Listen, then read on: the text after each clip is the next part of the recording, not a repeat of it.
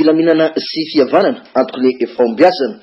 tsy teny filamatra fotsiny fa tena niainana feno sy arabakteny zany etaty vakina karatra ho fanamariana ny tsingeritaona fa 17 ny fahaleovatena pirenena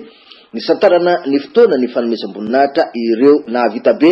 teto amin'ny firenena izay manatevina ny fianakavian'ireo ao amin'ny laharam-boninahitra pirenena 17 mianadamianaka kosa notolorana ny medaily mérite sportif 12 sy 2 ora rosasany kosa no faretan'ny dimrindra na ny matso izay niavaka tsara dia ny miaramila nahitana ny fandraisana anjaran'ireo zandary miaramila ary polisy sy ny matso civil izay nahitana fitombonana isy teo amin'ny mpandray anjara avy amin'ireo sekoly samihafa ny mpanao fanatanjahantena ny fikambanana tsy miankina ny orinasa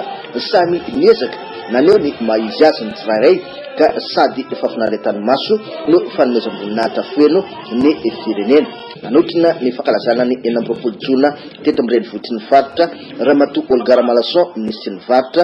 tsy diso anjara ihany koa ny renivohitry vakina karatra tamin'ny afimanga 30 minitra be zao ny fary